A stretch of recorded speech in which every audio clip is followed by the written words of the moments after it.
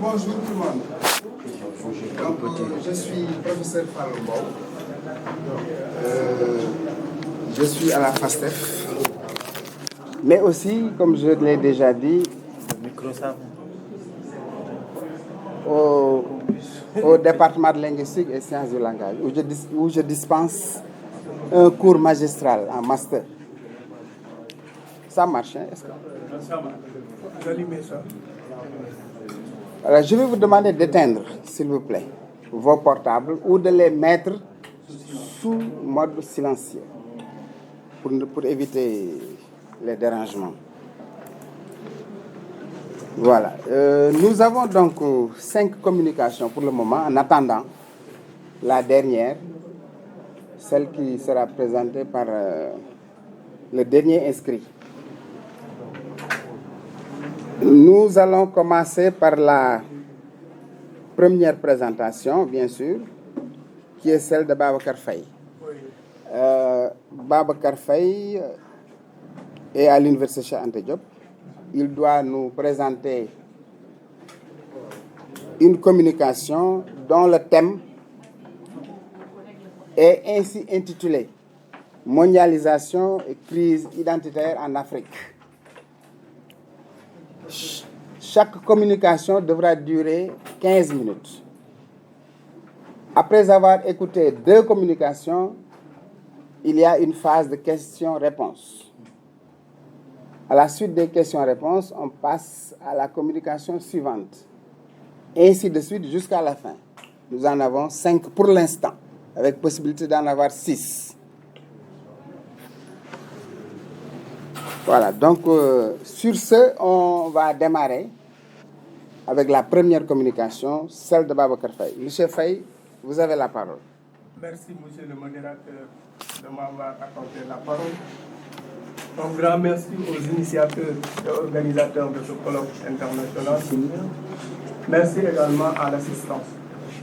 C'est un honneur pour moi, un plaisir de vous présenter le thème de ma communication portant sur mondialisation et crise identitaire en Afrique. Mais avant d'entrer dans le but du sujet, il est indispensable pour moi de vous présenter mon plan. Comme plan, nous aurons une introduction. En grand temps, nous allons énumérer quelques définitions de la mondialisation. Grand 2, nous allons parler de la mondialisation et crise identitaire en Afrique. Et grand 3, mondialisation et construction de l'identité africaine. Une conclusion et une bibliographie. En guise d'introduction, nous vivons une époque où l'information, la marchandise et les modèles culturels traversent les frontières. Ce qui conduit au fait que des milliards d'individus suivent les mêmes programmes de télévision, portent les mêmes vêtements et écoutent les mêmes musiques. Cette manifestation du modèle économique, informationnel et culturel nous fait penser à une société de mondialisation.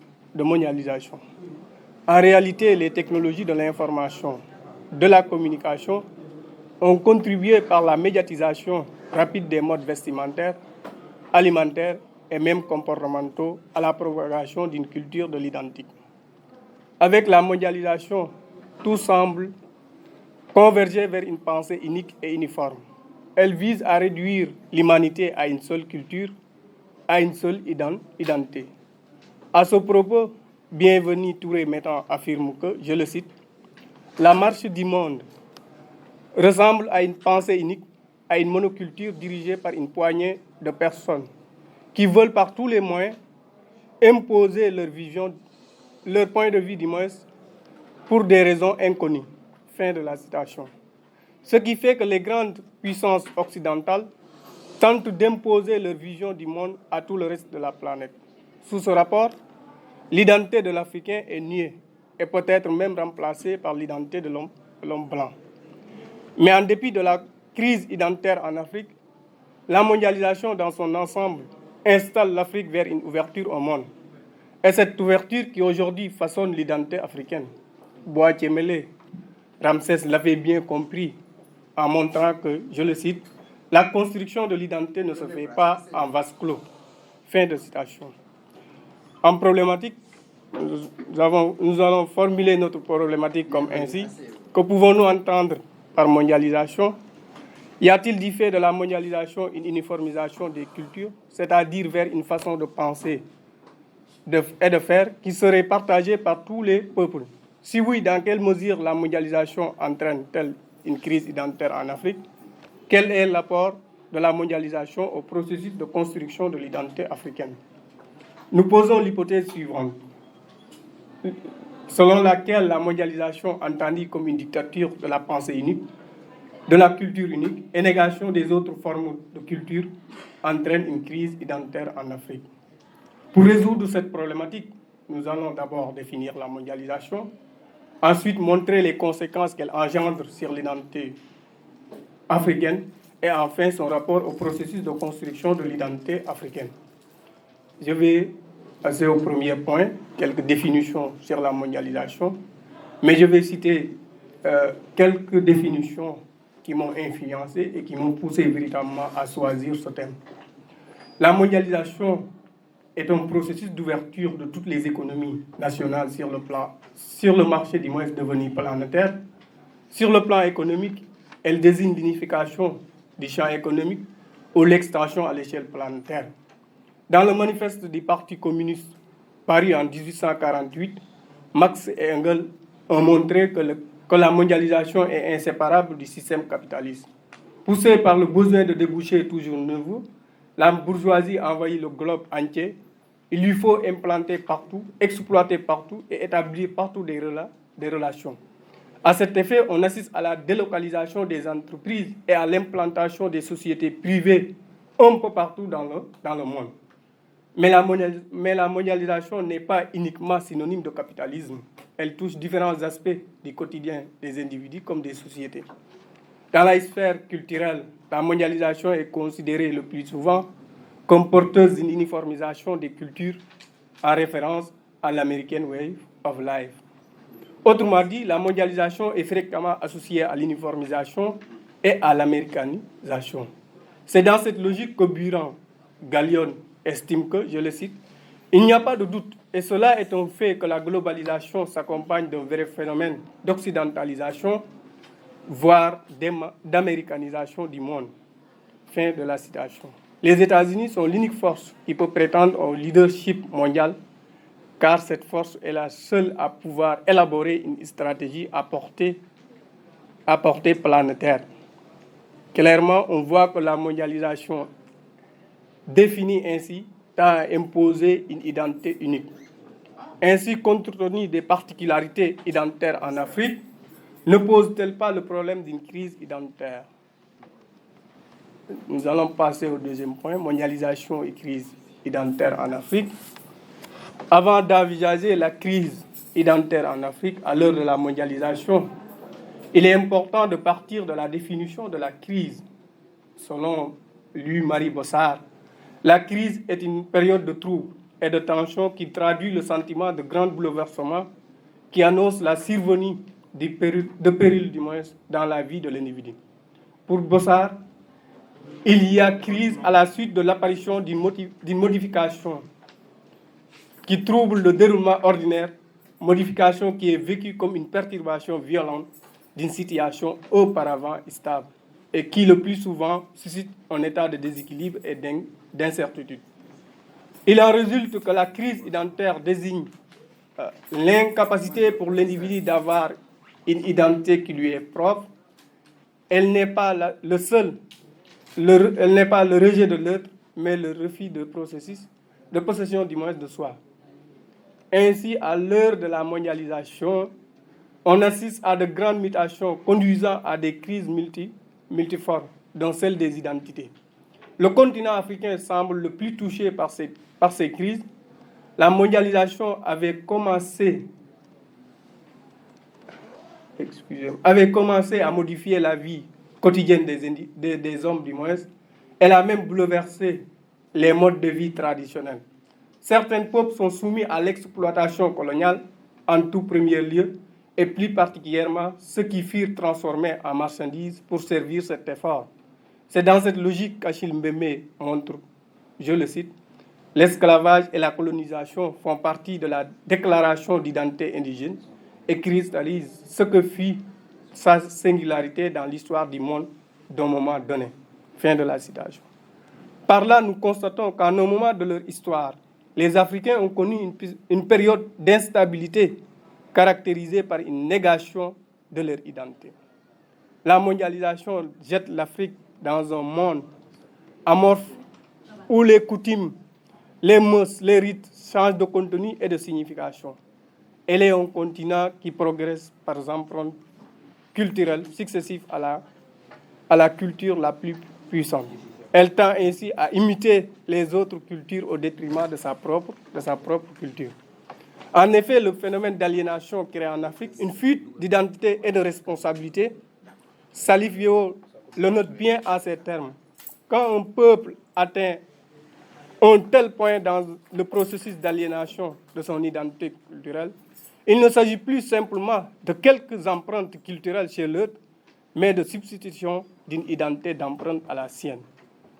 Ce n'est plus l'Africain qui forge son identité, mais c'est l'autre qui en est à l'origine.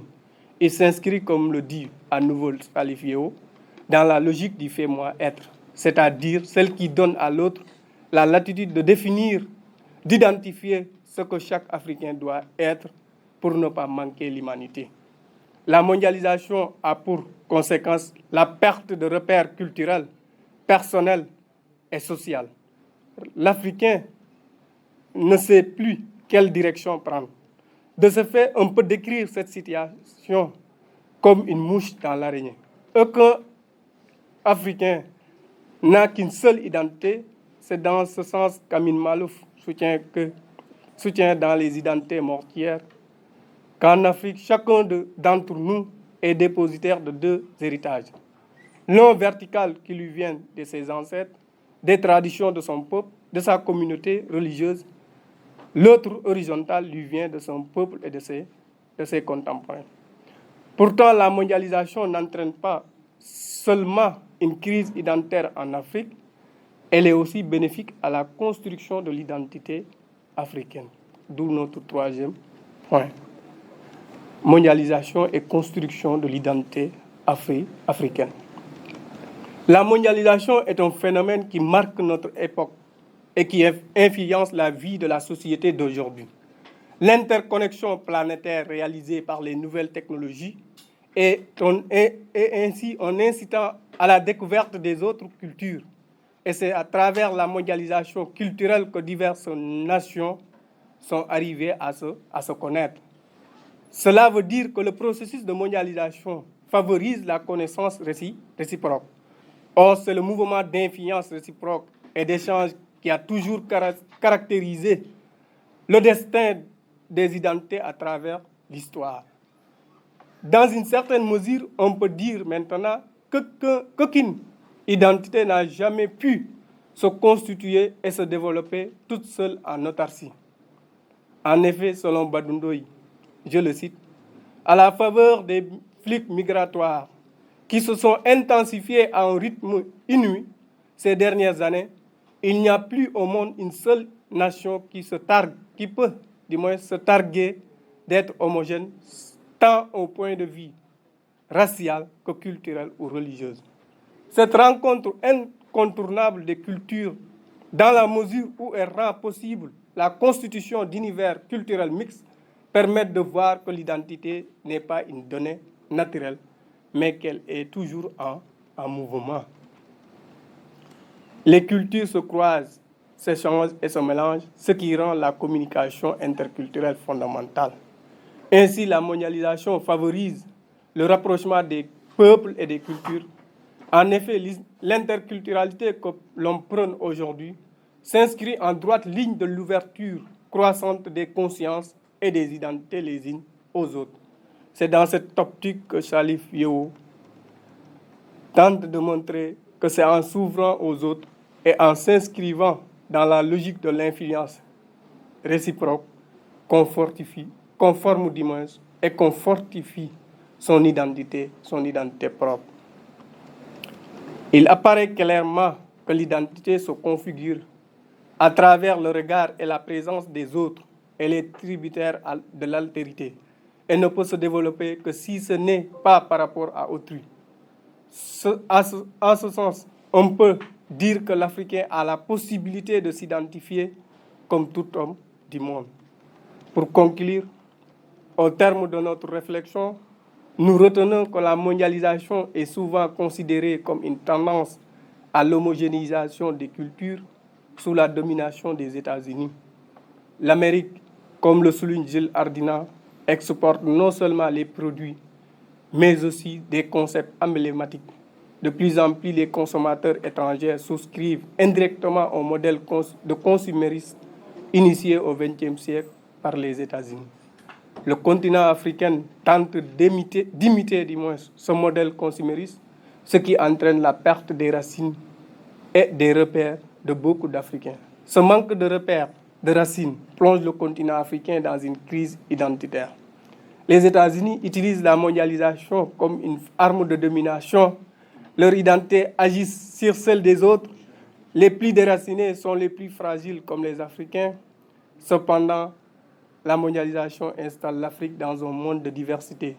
Et cette diversité constitue une richesse pour les Africains qui doivent non seulement se connaître, mais aussi de connaître l'autre. Par ailleurs, pour terminer, nous devons admettre que l'état actuel de l'évolution générale de l'humanité, qui tend de plus en plus vers une interpénétration des cultures à l'échelle planétaire, la recherche de l'identité, la recherche de l'africanité du moins, devra en même temps se faire accompagner d'une sérieuse ouverture sélective. Merci de votre aimable attention. Merci beaucoup, M. Babacar Faye. Je vous informe que nous venons d'ajouter un 6e communicant. Il s'agit de Mamadou Diallo, qui va, après la 5e présentation, nous présenter sa communication qui porte sur migration et association. Merci Babacar Faye pour cette communication très intéressante, bien informée et bien documentée, avec des références intéressantes. Et vous nous avez parlé de la mondialisation comme pouvant être source de crise ou de perte d'identité. Mais ce serait trop pessimiste ici, parce que vous avez pointé aussi la possibilité d'utiliser la mondialisation comme une action ou une activité ou une orientation positive, dans le sens où, par exemple, l'interculturalité, entre autres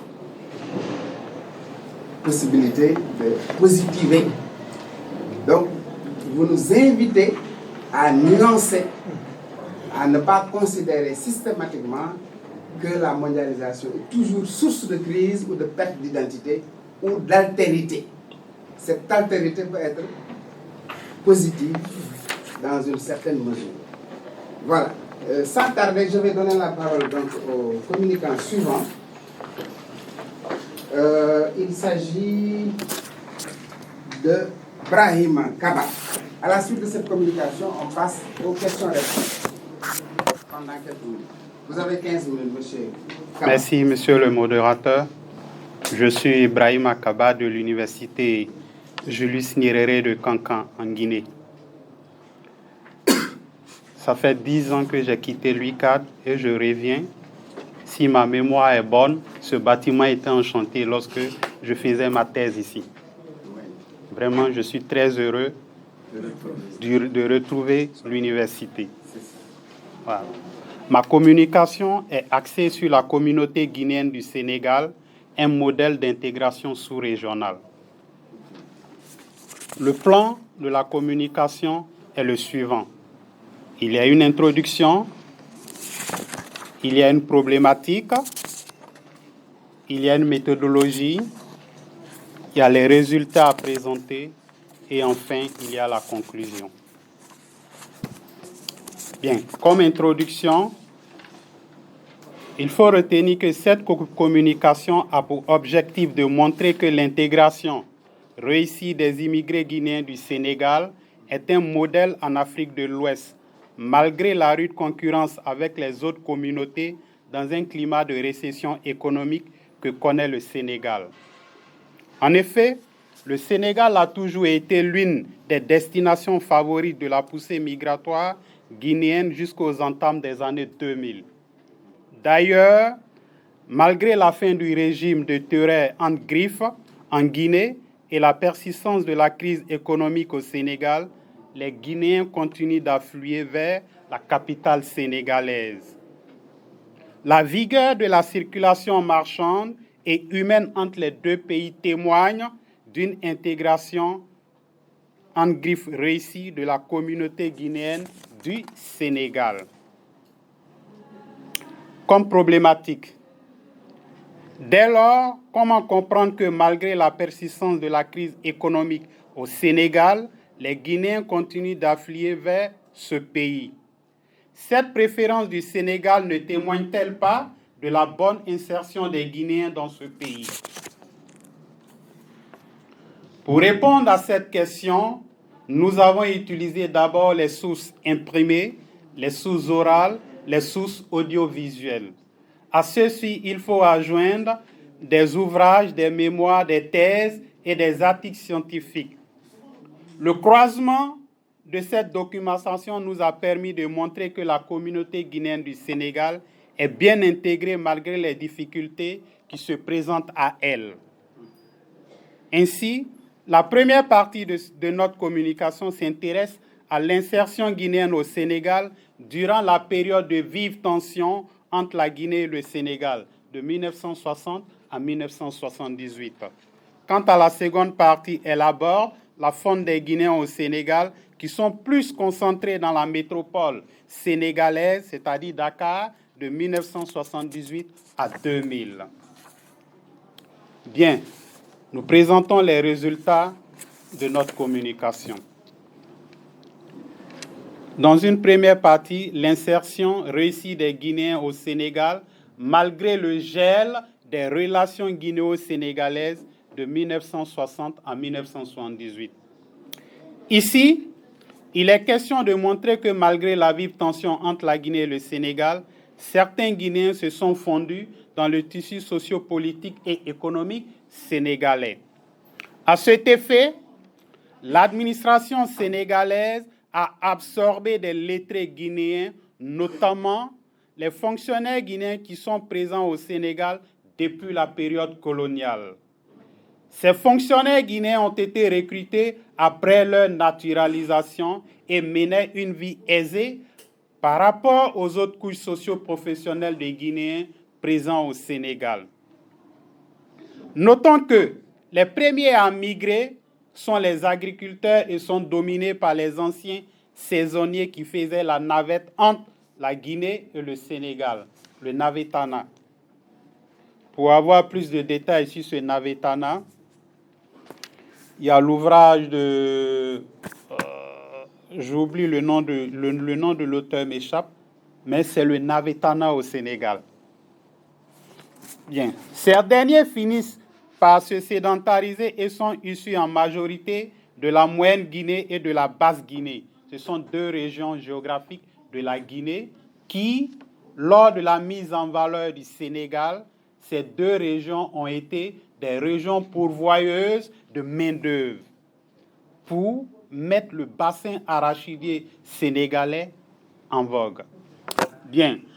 Ils sont composés en majorité des Peuls et sont localisés dans le bassin arachidier et en Haute-Casamance, au détriment du département de Kédougou, qui attirait cette population migrante bien avant l'indépendance du Sénégal. Le déclin du Navetana au pays de la Teranga pousse certains Guinéens à se reconvertir en commerçant dans les grands centres urbains du pays. En dépit de la forte concurrence dans le domaine du petit commerce, des Guinéens ont le contrôle du commerce de fruits, où sont présents les migrants mauritaniens. Les nouveaux migrants guinéens réussissent à avoir le monopole de certaines activités commerciales. Aussi, la commercialisation du charbon de bois utilisé pour la cuisine est également aux mains des Guinéens qui sont des grossistes établis à Kaolack et à Dakar. Mais l'agriculture et le commerce n'ont pas été les seuls secteurs d'activité investis par les Guinéens au Sénégal. On les distingue aussi dans d'autres secteurs d'activité ou corps de métier. Ce sont pour l'essentiel les travailleurs des petites cantines de location dans la plupart des quartiers populaires, des centres urbains qui préparent et vendent des brochettes de viande, de rognons, de foie grillé, sur un feu de charbon de bois et parfois accompagné de sauces aux oignons ou au laurier. Bien.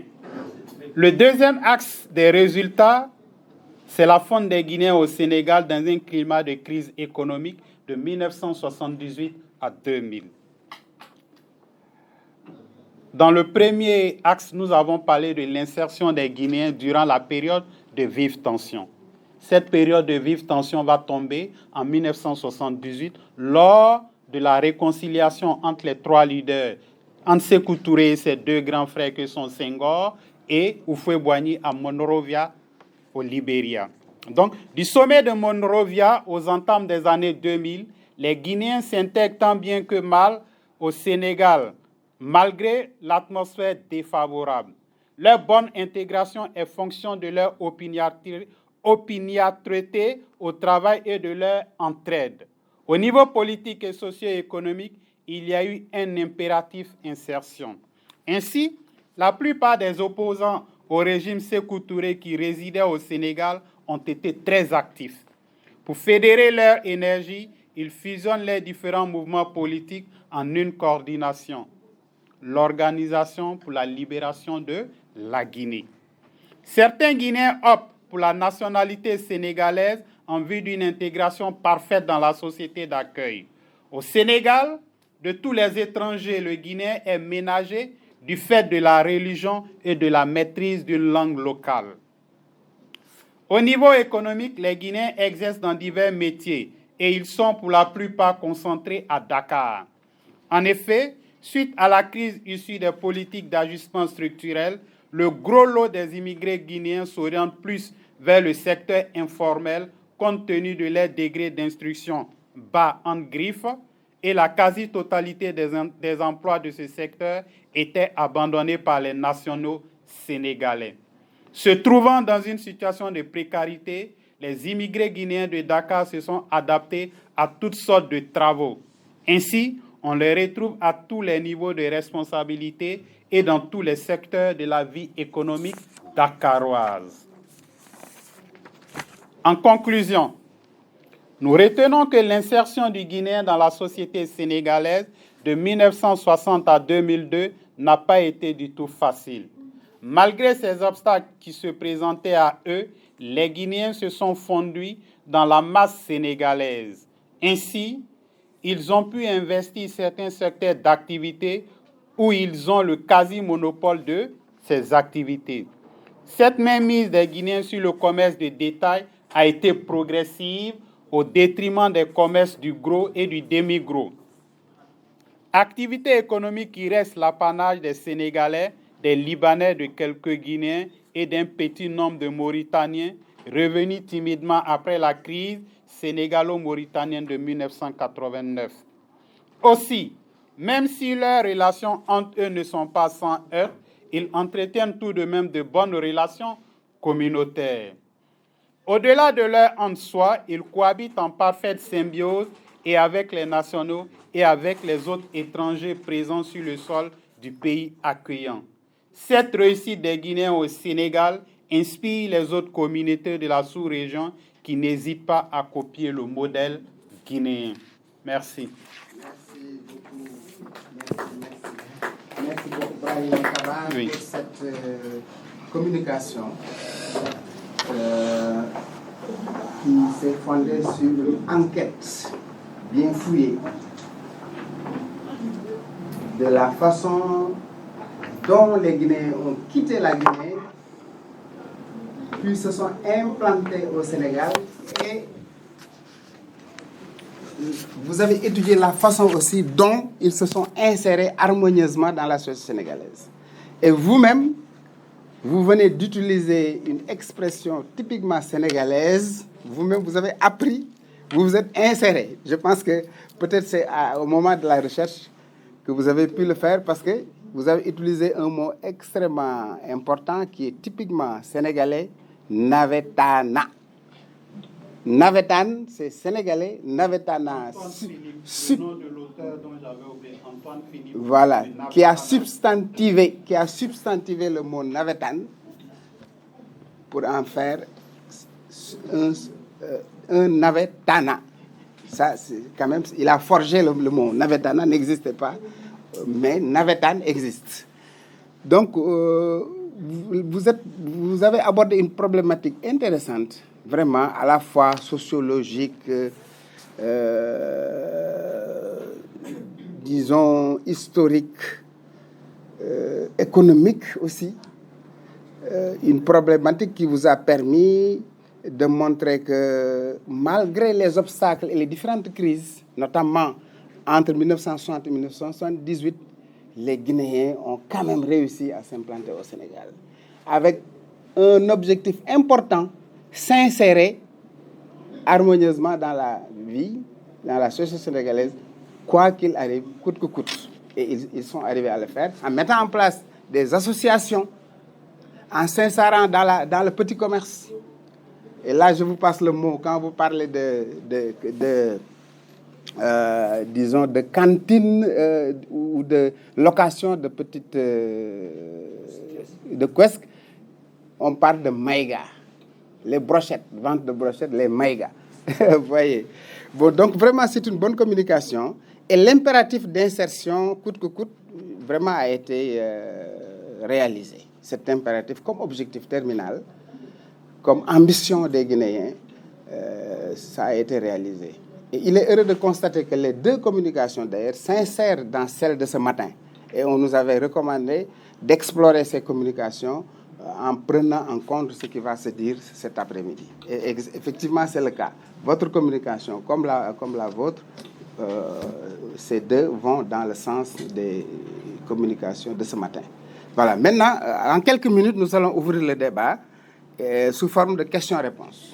Les questions sont adressées prioritairement aux communicants, mais le groupe peut intervenir indifféremment sur toutes les questions pour relancer autres. Si vous voulez, j'ouvre une liste rapidement pour nous permettre de gagner du temps. S'il n'y a pas maintenant d'inscrits en grand nombre, on pourra parler à main levée, simplement. N'est-ce pas? Pour le moment, c'est à main levée, je crois. On peut le faire pour voir. Allez-y, monsieur le... Je m'appelle Abdoulaye Diop, je suis projet de recrutement de l'histoire générale du Sénégal.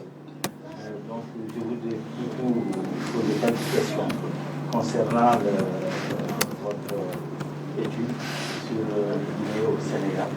Ils sont une communauté très bien intégrée. Mais cependant, est-ce qu'il n'y a pas de risque de conflit sur le tard? Parce que la façon dont les Guinéens viennent et occupent le commerce, et maintenant ils sont ceux aussi vraiment qui donnent ce que je peux dire voilà, sur tous les produits, les marchés, les accaparent, et surtout sur les produits qui sont augmentés, etc., les créations de richesses qu'ils font. Et à la limite, des gens commencent à jaser en disant bon, les Guinéens, vraiment, ils nous pompent l'air, ils font des choses. En Afrique, c'est ça le problème. Exactement, parce que, bon, reconnaissons-le, les Guinéens, surtout avec les faits divers, ces semaines passées, dans le journal, un Guinéen qui a tué 2 Sénégalais, donc les gens commencent à parler, et surtout ce qu'ils font avec l'économie. L'économie contrôle véritablement le commerce de détail. Tous les marchés, même à l'intérieur du pays, on a des Guinéens qui créent de leur propre richesse. Il y en a certains qui sont intégrés, mais les autres transfèrent leur avoir dans le pays. Ouais. Et surtout, il y a aussi d'autres des Guinéens qui ont un peu de mépris envers les Sénégalais. Parce que celui qui a la richesse vraiment, finit par, comme on le dit en Wolof, ils disent que bon, bientôt, il y en a même qui ont l'autre prudence, de dire que bientôt, nous serons présidents de la République du Sénégal, parce que nous serons très nombreux. Et c'est une réalité. Quand vous entrez dans les cars rapides, vous voyez très bien que presque la majeure partie des usagers sont des Guinéens, avec toute la famille. Il y a les familles qui sont là, ils sont là, les enfants, etc. Et ils continuent à venir. Certes, il y a une intégration, il y en a aussi des Sénégalais. Mais sur le plan de la richesse, par exemple, sur le plan de la richesse, la Guinée est beaucoup plus riche que le Sénégal. Ouais. Donc moi, ce que je rêve, c'est qu'il y ait une intégration. La Guinée, le Mali, la Gambie, le Sénégal, le Cap-Vert, et tous ces, même la Côte d'Ivoire, qu'on soit un seul pays, quoi. Voilà, c'est ça. Mais c'est avec ce qu'il a, surtout le colon, le blanc, donc avec les velléités que les gens ont de rejeter la France, peut très certainement passer par ces antagonismes communautaires ou bien entre pays pour pouvoir créer des... Voilà. Voilà. Merci Abdoulaye. Nous avons bien compris. C'est une excellente question. Je pense que vous avez pris bonne note. Est-ce qu'il y a d'autres intervenants? On va rassembler les questions et, avant de vous permettre de répondre, de réagir. Oui, madame. C'est comment? C'est Fatoumata Soumaré, oui. En fait, comme vous l'avez dit, c'est une enquête bien fouillée, mais à montrer la façon dont les Guinéens ont quitté la Guinée pour venir s'installer ici au Sénégal et leur insertion. Mais moi, j'ai une inquiétude. Moi, je voudrais savoir, dans ces recherches, est-ce qu'il s'est juste limité à interpeller les Guinéens ou bien est-ce qu'il a essayé aussi d'avoir le regard de l'autre, en l'occurrence le Sénégalais, pour plus d'objectivité? Merci beaucoup. D'ailleurs, votre question va en droite ligne de l'intervention d'Abdoulaye Ndour. Il a pris bonne note. Autre intervention, s'il y en a. Oui, chers collègues. Oui, merci pour ça. J'aurais une question pour l'un et l'autre, en fait. En vous écoutant, j'avais l'impression que, M. Kaba, j'avais l'impression que votre portrait de l'intégration guinéenne était très idyllique. Et je pense que au moins la question de Ndour me confirme ça, de M. Ndour me confirme ça, parce que c'est vrai qu'il y a des Guinéens au Sénégal qui travaillent, et il y a des Guinéens qui sont là depuis les années 60, et qui ne sont pas Guinéens, en fait, qui sont Sénégalais.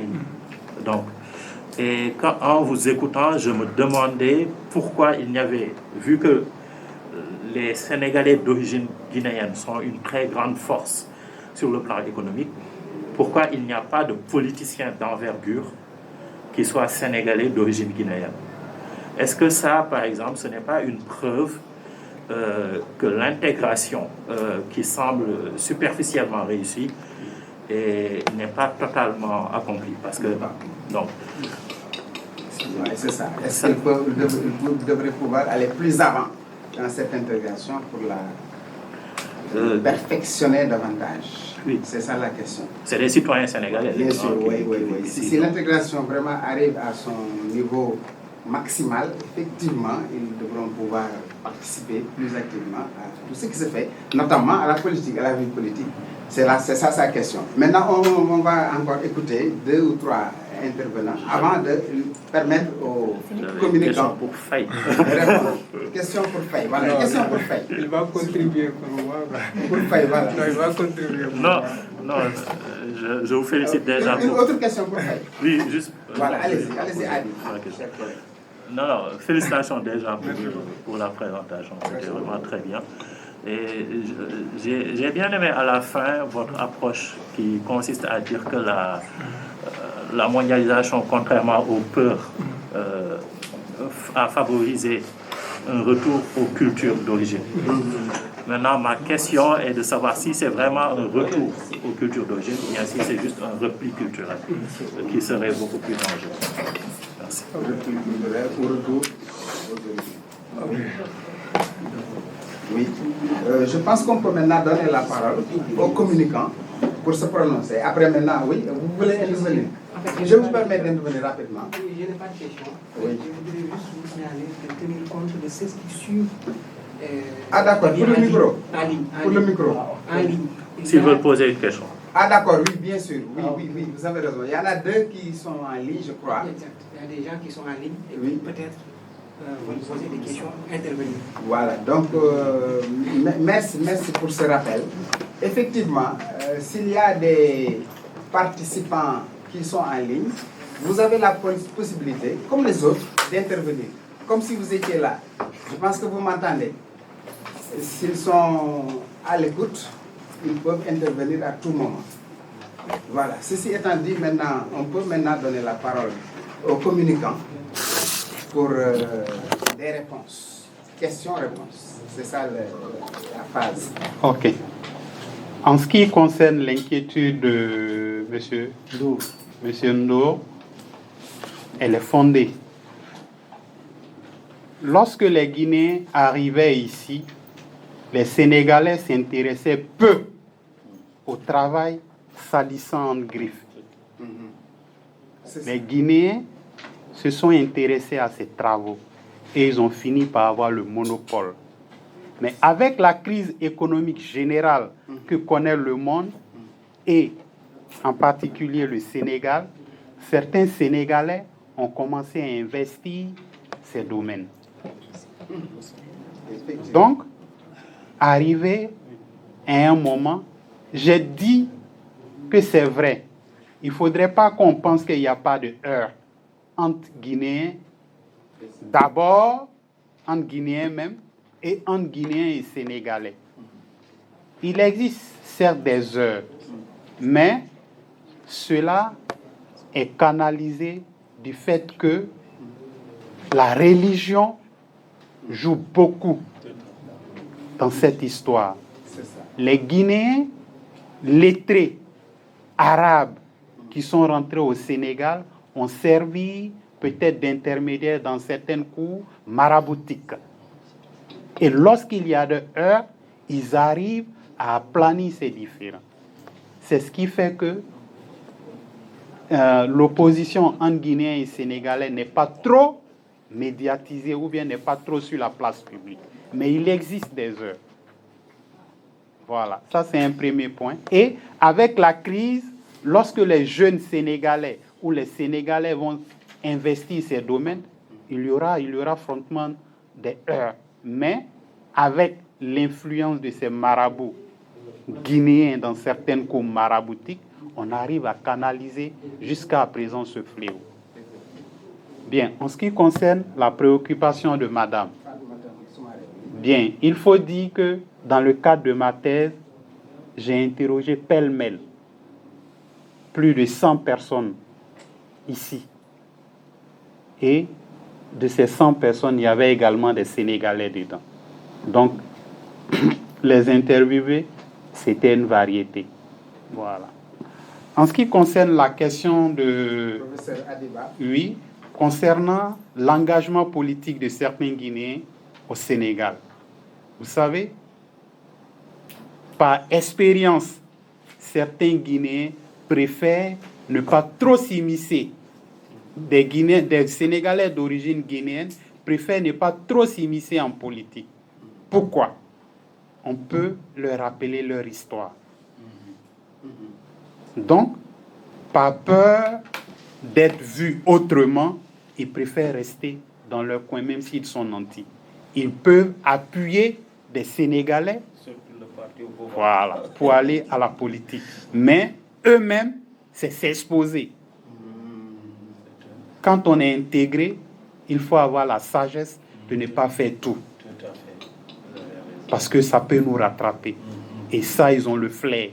C'est ce qui fait qu'ils ne sont pas au devant de la scène politique. Ils peuvent soutenir dans l'ombre, mais pas officiellement. Parce que, officiellement, ça peut créer des différends entre eux et les Sénégalais. Merci. Voilà. Merci. J'ajouterai. Dans le sens inverse, là, il y a un haut fonctionnaire du ministère des Finances. Je crois qu'il fut le numéro 2 de Cellou Diallo. J'ai oublié son nom. Et ensuite, il s'est mis un peu à l'écart là. Donc, c'était un haut fonctionnaire sénégalais d'origine guinéenne, un crack, hein, parce que je connais un de ses cousins. Donc, il est rentré en Guinée, il était parmi les leaders politiques. Je pense que... Oui, le débat est ouvert. Allez-y, intervenez. C'est ça, c'est fait pour ça. L'expérience est haute pour le mouvement étudiant sénégalais. Je pense que nous avons accueilli ici à Dakar, même. À Dakar. L'université sénégalaise est d'abord une université africaine, donc les Africains étudiaient ici. Et ils n'étaient pas du tout intégrés à ces mouvements, mais étaient impliqués dans des histoires politiques syndicales. Le campus est ouvert. Je ne sais pas si vous avez tenu compte de cette expérience. Le mouvement étudiant a eu des dirigeants qui sont pas des Sénégalais. C'est ça. Oui. Oui, Djibril Tasmin Niang même a occupé de haut fonctions. On comprend. Merci beaucoup. Mais vous allez dans le même sens en vérité, parce que le mouvement étudiant, en vérité, est un peu spécifique. Parce que simplement, ils sont étudiants comme tout le monde. Ils ont la carte d'étudiant, ils sont inscrits au même titre que tout le monde. Dès l'instant que les étudiants s'inscrivent ensemble, ils ont les mêmes droits et les mêmes prérogatives. Je vous dis que même dans le cadre syndical, même s'ils sont des enseignants, oui. Même s'ils sont des enseignants, il faut être impliqué oui. dans l'histoire politique ou syndicale du Sénégal sans être gêné. Sans être gêné, voilà. Donc c'est pourquoi je dis que vous dites la même chose. Mais en tout cas, ce qu'il faut retenir simplement est que s'il y a des heurts et des divergences, il y a des mécanismes sociaux de régulation, notamment au niveau maraboutique. Et dans les autres secteurs de la vie, notamment politique, s'ils doivent s'insérer, ils s'insèrent avec tact, de façon très réfléchie, pour éviter certains heurts. Et c'est ça qui est important, je crois. Donc l'étude sociologique a été menée. Et vous avez raison, une prochaine réflexion pourra aller jusqu'à... D'ailleurs, l'échange sert à cela, pour vous orienter vers des pistes d'approfondissement. C'est extrêmement important. Voilà, maintenant on permet à Babacar aussi de réagir par rapport à la question avant de poursuivre. Parce que sinon nous allons rester ici jusqu'à 19h. Voilà. Monsieur le modérateur. Merci. Donnez à nouveau la parole. Monsieur Ba, vous avez parlé de repli culturel ou bien de repli identitaire. Je pense que le repli culturel ou bien le repli identitaire n'est plus possible à l'heure de la mondialisation. Parce que qui dit mondialisation dit forcément une ouverture au monde. Et cette ouverture au monde qui nous permet véritablement de façonner aujourd'hui notre identité, notre culture. C'est ça. Et même je l'ai montré avec Salifio, qui disait que c'est en s'ouvrant aux autres et en s'inscrivant dans la logique de l'influence réciproque qu'on forme et qu'on fortifie notre identité propre. Voilà, merci beaucoup. Professeur, si vous voulez rebondir, sinon, voilà, merci beaucoup. Merci à tous les intervenants. Merci aux deux communicants. Nous poursuivons donc nos travaux en donnant la parole. Maintenant, en donnant la parole au communicant suivant, il s'agit de Augustin Mbenga Isola. Je ne sais pas s'il est en ligne ou présent. Augustin Mbenga Isola, est-il en ligne puisqu'il n'est pas présent dans la salle?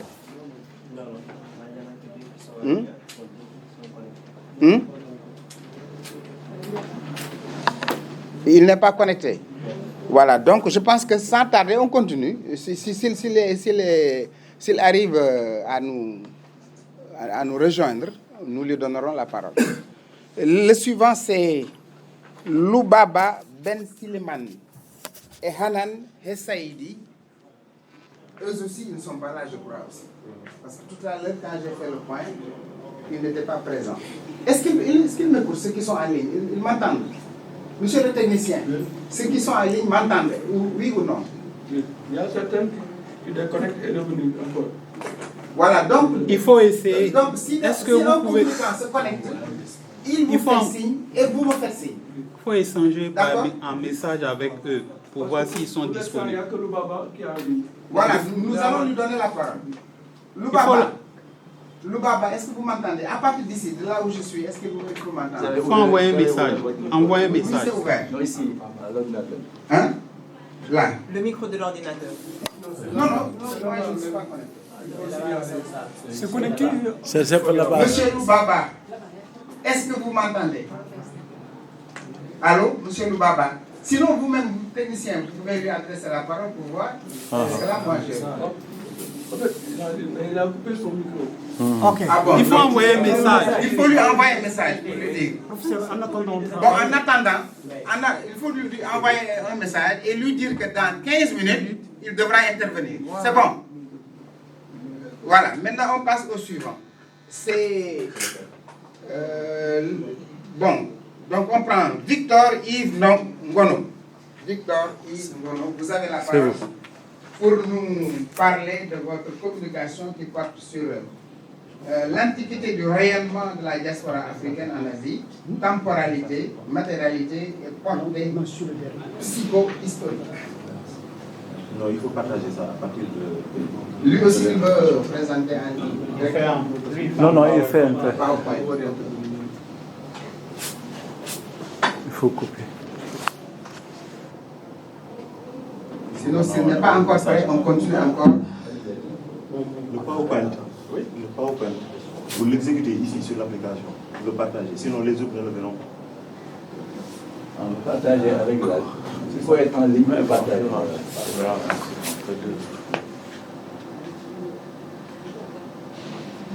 Il y a partagé.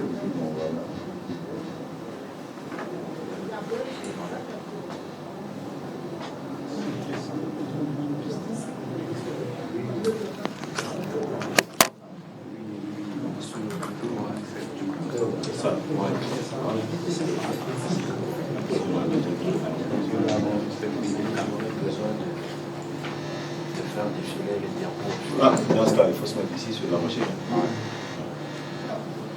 Bien, au fur et à mesure, lui, il le fait. Vous avez le document, non? Alors, je vais partager le document. Si ça doit nous prendre du temps, je propose d'écouter un autre en attendant qu'il mette au point sa communication. Ok. Sinon, on va. Parce que sinon, le temps n'attend pas. Et il y a le match du Maroc. Nous souhaitons la victoire au Maroc. Voilà, donc, nous donnons maintenant donc, la parole à Diallo lui-même. Diallo, Mamadou Diallo. Diallo. Diallo, pour nous présenter votre communication qui porte sur migration et association, la vie associative des migrants et leur rôle dans l'insertion socio-professionnelle des migrants guinéens de France. Merci. De France. Merci, professeur de France. Et le plan de ma présentation, comme vous le dites, je suis Diallo Mamadou Souloussi de l'Université générale Lansana Conté de Sonfonia de Conakry. Mon plan de présentation s'articule au niveau de 4 points. Premièrement, il y a l'introduction, il y a le contexte, il y a la méthodologie, il y a les résultats et les discussions, et enfin la conclusion. En introduction, la migration est un phénomène complexe qui polarise toutes les attentions du monde contemporain. Et de ce fait, elle est à la fois un problème pour les sociétés de départ, mais aussi pour celles du pays d'accueil ou d'arrivée. Dans les pays d'accueil, l'un des enjeux majeurs de l'immigration, c'est bien sûr l'intégration des immigrés dans les sociétés qui ne sont pas les siennes. Dans ce contexte, Véronique Petit, en 2017, a écrit que la compréhension plus fine des problématiques de l'intégration des immigrés dans les sociétés des pays d'arrivée, du développement socio-économique des pays en développement et des processus de construction identitaire des descendants des immigrés implique une remise en question de notre regard sur les mobilités, en particulier une prise en compte du retour des migrants. En contexte, la Guinée a une histoire migratoire très ancienne et elle connaît ces dernières années d'importantes vagues migratoires, souvent irrégulières, note Diallo 2022. Devant ces importantes vagues migratoires, les associations de migrants apportent une grande contribution à la vie de ces migrants, nous dit Kataseng 2007. La vie associative des migrants et leur rôle dans l'insertion socio-professionnelle demeure en Guinée encore un thème sous-traité, ou non traité, ou peu traité d'ailleurs, d'où le choix de ce sujet. Nous nous sommes fixés pour objectif d'écrire le rôle que les associations de migrants jouent dans l'intégration et l'insertion socio-professionnelle des migrants guinéens de France. En méthodologie de recherche, nous avons utilisé l'approche qualitative et quantitative pour collecter les données, et les données ont été collectées à travers la revue de la littérature écrite sur le sujet et la littérature scientifique ainsi que la littérature grise. Nous avons fait aussi des entretiens individuels et des entretiens de groupe. À cela, nous avons ajouté les observations et l'analyse de quelques éléments audiovisuels. Les résultats de discussion, la migration en Guinée est un phénomène structurel et ancien. En Afrique de l'Est, les migrations constituent une donnée socio-économique majeure depuis la conquête coloniale, a écrit Diallo 2022. La migration dans la sous-région a subi, donc ouest africaine, a subi des mutations pour devenir intercontinentale. Si la migration c'était seulement en Afrique de l'Ouest, entre les États de l'Afrique de l'Est post-indépendante, alors elle a subi des transformations pour sortir du continent. Les contraintes socio-économiques et politiques guinéennes expliquent cette hémorragie humaine. Entre griffes, nous avons qualifié les vagues migratoires guinéennes, comme le disait Kaba tout à l'heure, d'une hémorragie, puisque les gens sortaient depuis l'indépendance à nos jours. Histoire des mouvements associatifs des immigrés guinéens de France. L'histoire des mouvements associatifs des immigrés guinéens de France se confond à celle entre la Guinée et la France au lendemain des indépendances. Vous savez que la Guinée a été indépendante le 2 octobre 1958 et le nom de Sékou Touré a mis au froid les relations entre la France et la Guinée. Et ce qui a été un véritable problème pour les sociétés guinéennes, entre guillemets. Donc, André Leuven, ambassadeur de la France en Guinée, a joué un rôle déterminant dans le rapprochement et la normalisation des relations entre la France et la Guinée, ce qui d'ailleurs a permis en 1978, à la visite du président français d'alors, Valéry Giscard d'Estaing, qui est allé juste dans la ville de naissance de Sékou Touré à Farana, et il y avait un institut agronomique qui est construit qui porte son nom. Cette opposition entre la France et la Guinée était politique et sociale à cette époque, bien sûr. Car les exilés guinéens du régime de Sékou Touré vivaient en France bien avant cette opposition. Et d'ailleurs, ces migrants intégraient la France et n'avaient pas de problème politique. Mais le problème était politique entre Sékou Touré et la France. Ce qui d'ailleurs, à cette époque, en Guinée, les libertés fondamentales et les droits de l'homme étaient confisqués par le pouvoir révolutionnaire de Conakry, ce qui a favorisé ces départs. Et quand ces Guinéens sont arrivés en France, comme ils le disent, pour libérer la Guinée de la domination de leurs propres fils, il fallait former des associations. La plupart de ces associations avaient un caractère informel du fait que les autorités diplomatiques et consulaires avaient peur de soutenir ces Guinéens pour ne pas que le régime de Conakry les taxe des complices. Deux catégories d'associations de Guinéens de France ont été identifiées. Il s'agit des associations estudiantines et celles des ressortissants.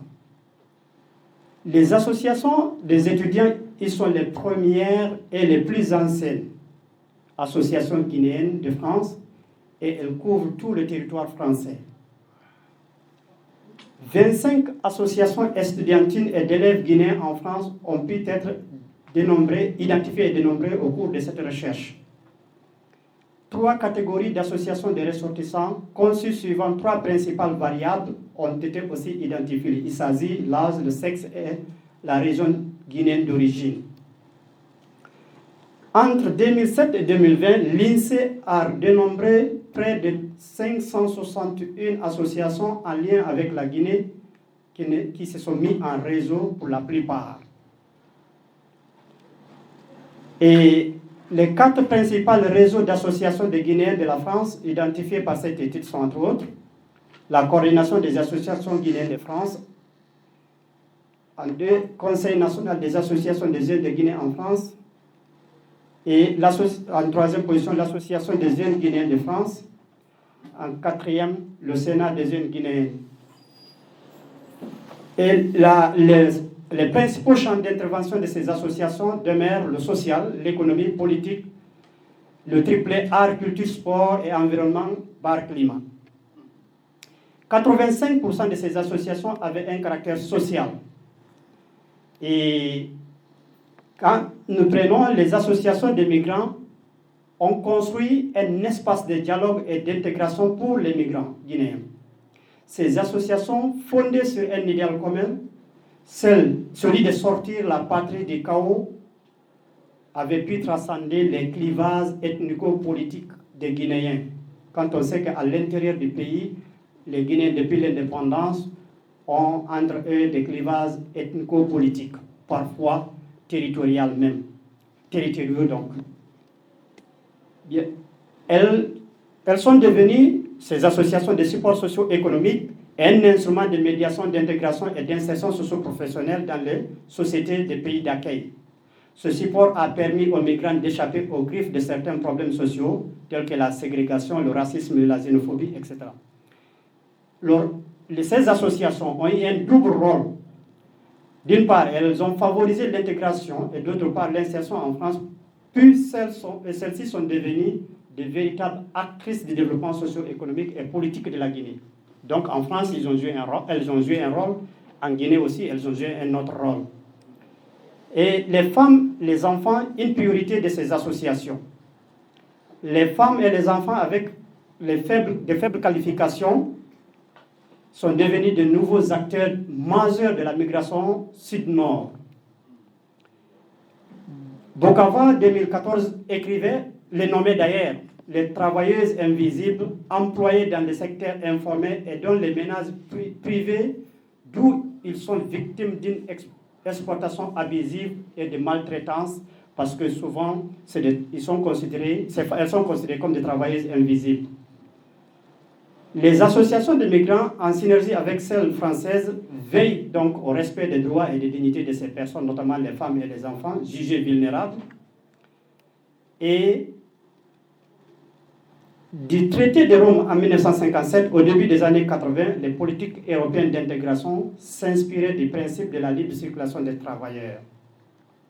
Là, nous parlons des politiques de contrôle de migration et l'influence des organisations des immigrés et d'aide aux migrants.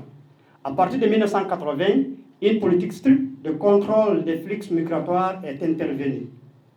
En 1985, les accords de Schengen conclus entre Benelux, la France et l'Allemagne amorcent un traitement différencié entre citoyens européens et non européens. La suppression donc du contrôle des personnes aux frontières intérieures s'accompagne dans le même temps du renforcement du contrôle aux frontières extérieures. D'où l'instrumentalisation des politiques des immigrés, nous dit Devzac, 2010. Alors, cette instrumentalisation a eu pour effet la recrudescence de l'immigration irrégulière des subsahariens. Ces immigrés se sont retrouvés dans l'illégalité, la clandestinité, la précarité socio-économique et dont le seul soutien demeure les associations. Les associations d'immigrés et la déconstruction du mythe de l'immigration et la demande d'asile. Le migrant n'est pas maintenant, à travers l'action des associations, toujours considéré comme un fardeau social pour la France. Tout au long de son histoire récente s'est servi, car le long de son histoire, la France s'est servie de l'immigration à des buts utilitaires, comme le note Mathieu 2016. Si certaines époques se sont avérées propices à l'accueil des migrants venus travailler à la reconstruction du pays, d'autres se sont caractérisées par un repli national et un rejet de l'étranger vu comme un ennemi de la France. En conclusion, la Guinée a une ancienne diaspora construite suivant l'histoire du pays. Les associations de migrants offrent aux migrants un espace de dialogue, d'intégration et même une capacité de mobilisation. Appuyées par les associations françaises d'aide et d'assistance, ces associations se sont interrogées sur les évolutions politiques et discursives de l'immigration. Leurs actions ont permis de déconstruire les représentations négatives construites sur la vision de l'étranger en France. Les flux migratoires, notamment ceux irréguliers, fragilisent l'insertion des migrants, d'où la nécessité des associations ainsi que leur diversification. Les effets positifs des associations de migrants sont visibles aujourd'hui tant en Guinée qu'en France, au niveau des migrants et même en France. L'encadrement de ces associations pour plus d'efficacité interpelle les autorités consulaires, diplomatiques et politiques guinéennes qui semblent être faiblement impliquées dans la gestion optimale des migrants.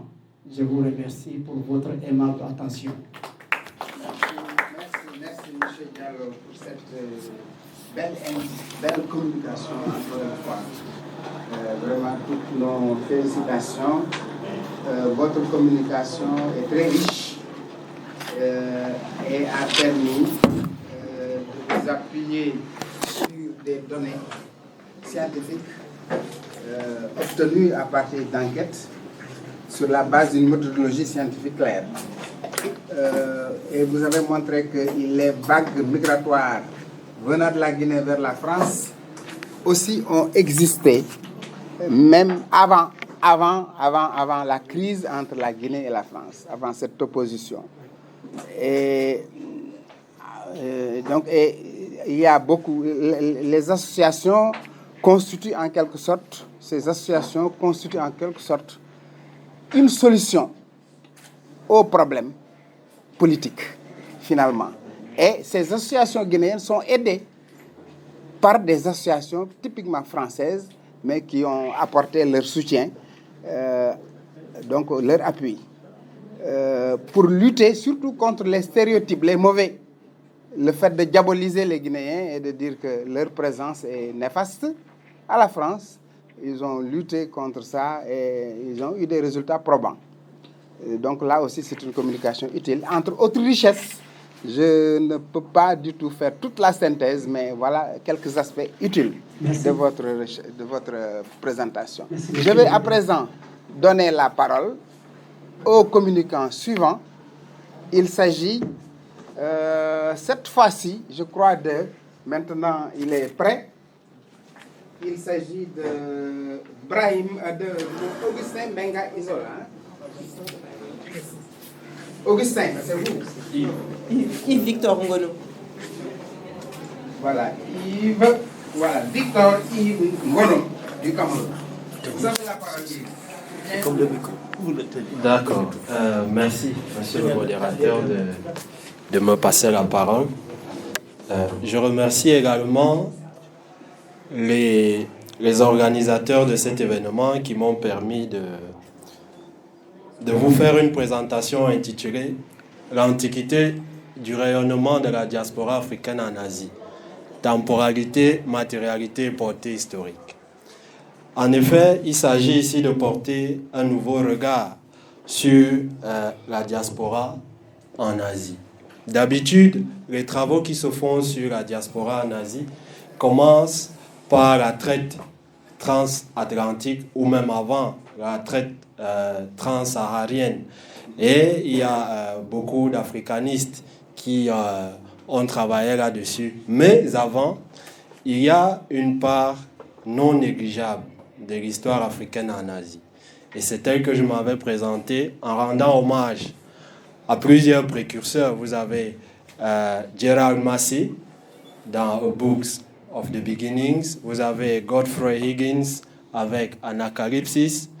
Ivan Van Sertima, qui a parlé de la présence africaine dans les Amériques avant Christophe Colomb et qui a entraîné ses disciples comme Chancellor Williams et Runoko Rashidi à parler de cette présence africaine en Asie dans l'Antiquité.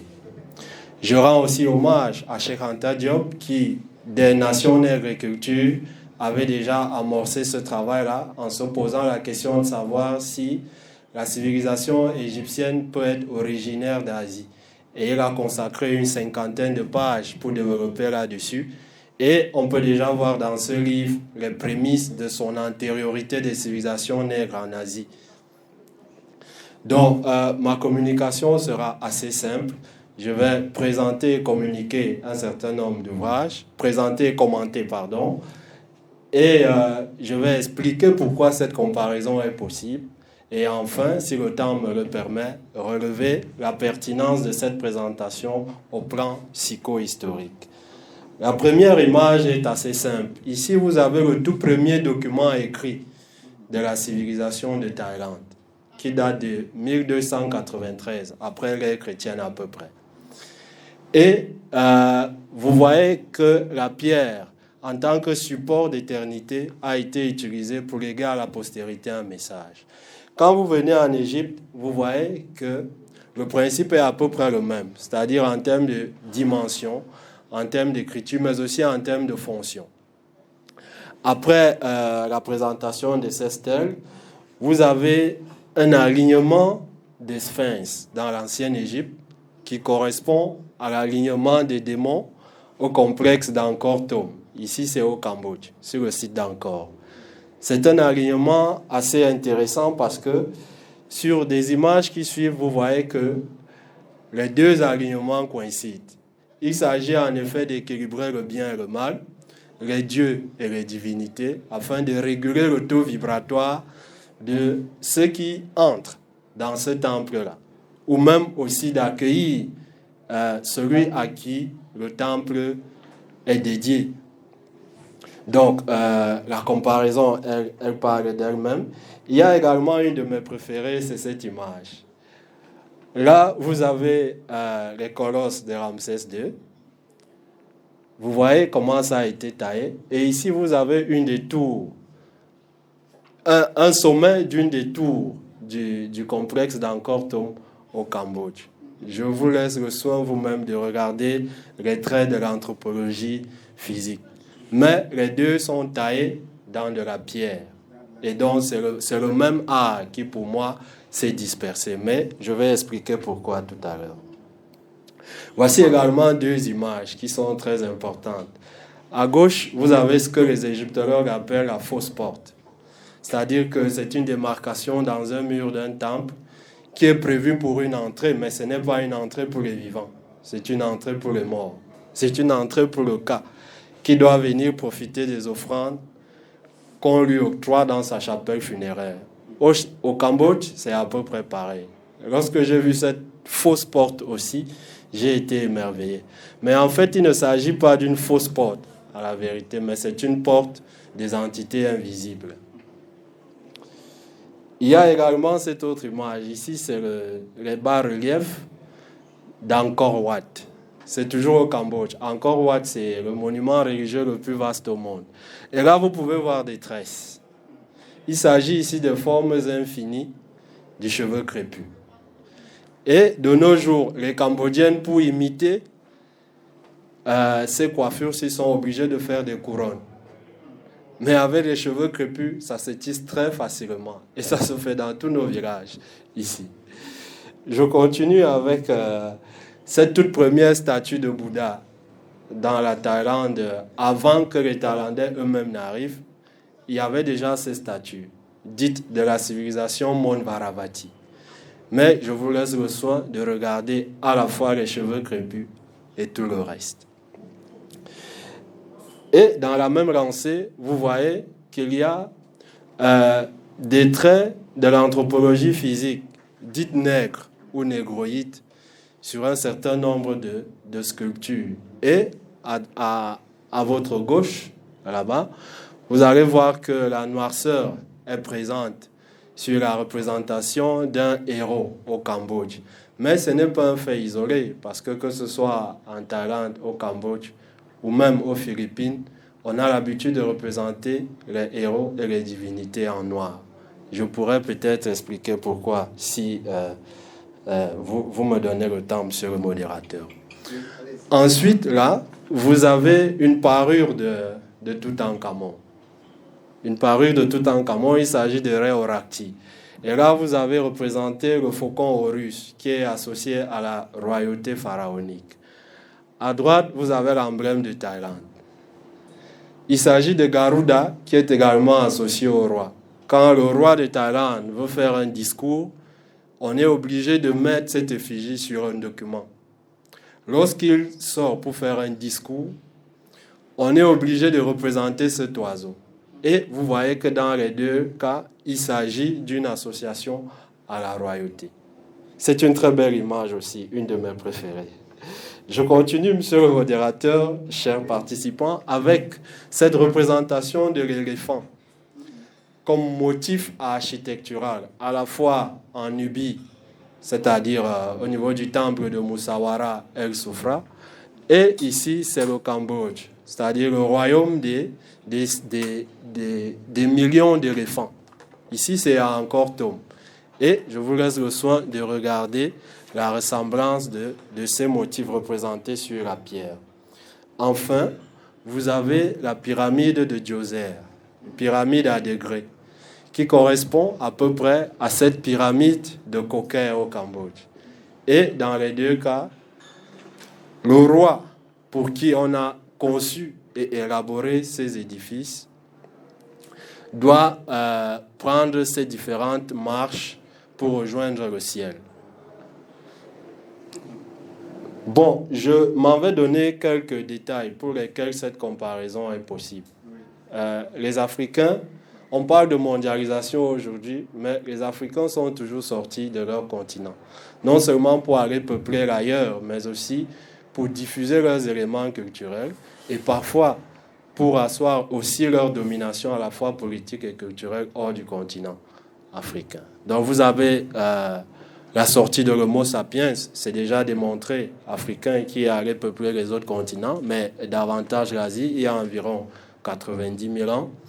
Et puis vous avez ces noirs de petite taille que l'on appelle vulgairement ou même maladroitement pygmées, qui sont sortis du continent noir aussi pour aller peupler l'Asie. On en retrouve encore de nos jours. Je n'ai pas simplement mis leurs photos ici, mais on en retrouve encore au sud de la Thaïlande, au nord de la Malaisie, en Inde et même à Taïwan. Ensuite, vous avez la présence couchite ou des Anous en Asie. Ce qui est curieux, c'est que les Anous sont ceux-là qui auraient, selon Emmanuel Amelino, conçu les textes des pyramides venant de Nubie. Ce sont eux qui auraient légué à l'Égypte ancienne le fond des croyances religieuses. Et ces Anous sont présents à la fois en Inde, au Japon et en Chine. Vous avez également l'acquisition et la dispersion des éléments culturels de la vallée du Nil vers les pays d'Asie, via les Kemetu ou anciens Égyptiens. En fait, il y a entre l'Afrique et l'Asie dans l'Antiquité des mouvements migratoires qui sont ininterrompus. Parce qu'à cette époque-là, on n'avait pas besoin de visa ou de passeport pour voyager. Et il y avait des relations commerciales, il y avait du tourisme. Bref, il y avait des déplacements continus. Mais pendant les périodes assez difficiles de l'ancienne Égypte, vous allez voir les Ahamou, que les Égyptiens appelaient asiatiques, ou même les Hyksos, qui, ayant été en Égypte, rentraient chez eux avec de nouveaux éléments de culture pour les intégrer chez eux. Les Assyriens, c'est pareil. Les Perses aussi. J'aimerais insister sur les Perses parce que Cambyse, lorsqu'il parvient à dominer l'Égypte, il est rentré en Perse avec plus de 2000 ingénieurs, artisans, ouvriers égyptiens pour aller bâtir en Perse les mêmes monuments qui étaient déjà bâtis en Égypte. Et pour ma part, c'est une voie pour explorer cette diffusion des éléments culturels de l'Égypte en Asie. L'Empire perse allait jusqu'à ce qu'on peut appeler l'Indochine. Et puis, il y a par les Grecs aussi Mais je m'en vais terminer, monsieur le modérateur, en disant que la matérialité de ces éléments exige que l'on réécrive un tant soit peu l'histoire de la diaspora africaine. On ne peut pas commencer vers 1100 ou 1200 avec ce qu'on peut appeler les esclaves issus de la traite arabe ou orientale, ou même la traite transatlantique. Dès l'Antiquité, les Africains sortaient déjà de leur continent et il y a un certain nombre de traces que l'on peut fournir pour étayer cette thèse. Et je poursuis en disant qu'une diaspora dont l'histoire commence avec l'esclavage aura du mal à se défaire de sa mentalité d'esclave. Et vous l'avez compris, j'évoque là la pertinence au plan psycho-historique. C'est-à-dire que si notre mémoire est faite de renseignements basés sur l'esclavage, l'identité qu'on aura en sera impactée. Or, si nous refaisons cette mémoire-là, en donnant les informations historiques, telles que la matérialité des éléments nous permet de le faire, eh bien, on aura une identité qui est différente.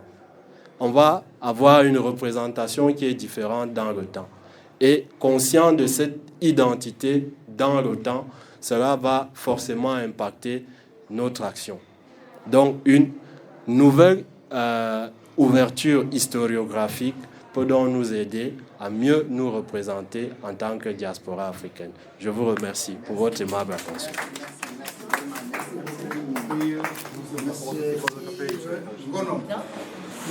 Belle présentation. Vraiment, belle présentation.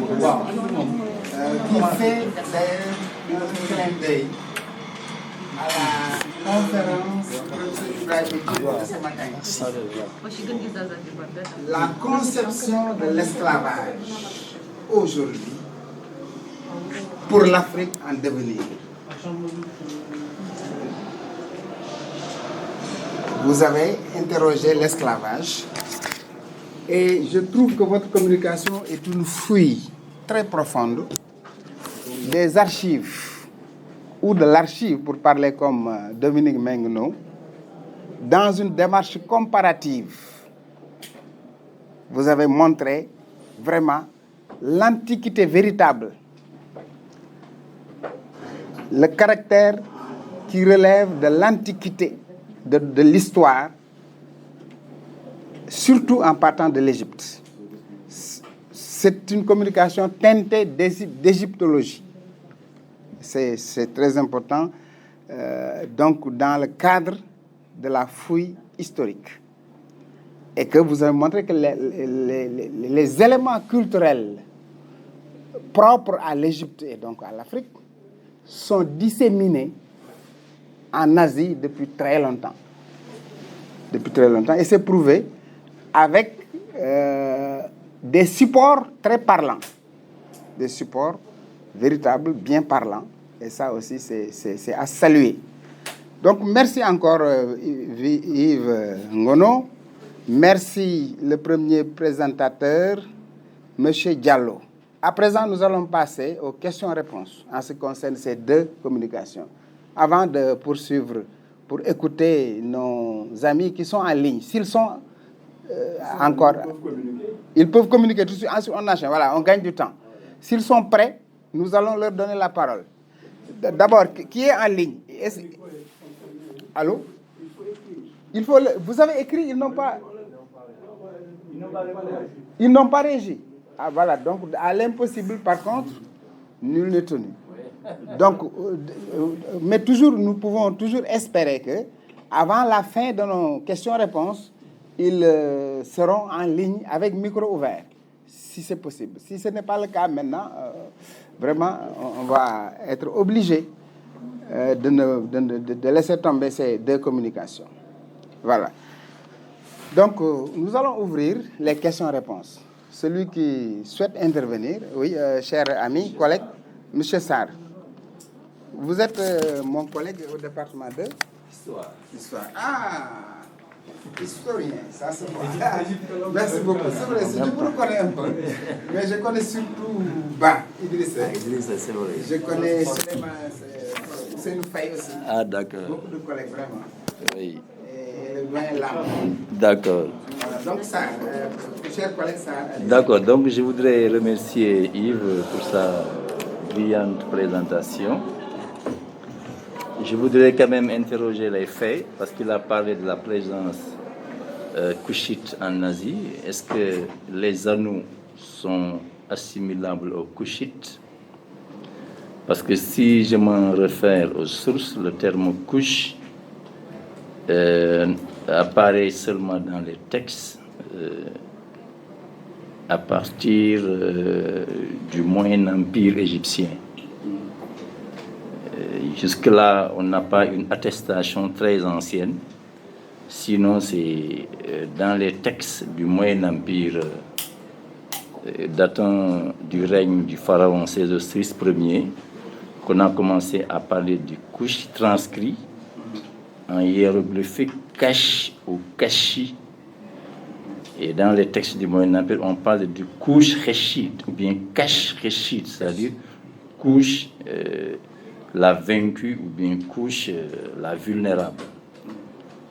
Donc je ne sais pas si on peut aller au-delà pour parler de la présence des couchites. En fait, le terme couche, ça transcrit un État africain différent de l'Égypte. Et le texte de Seyve Soderberg dans le lexicon de l'égyptologie disent que couche c'est un concept global pour tout le sud de l'Égypte. Disons, ein Sammelbegriff für das ganz Süd. C'est ça qu'il a dit. C'est un concept global qui désigne tout le sud de l'Égypte. Mais selon le temps, effectivement, le concept a évolué. Et je pense qu'il sera très intéressant de revenir sur ça. Donc, je voudrais aussi intervenir sur ce qu'il appelle les hommes de petite taille. Ça aussi, c'est un débat historiographique. Est-ce que les hommes de petite taille, ce sont les pygmées?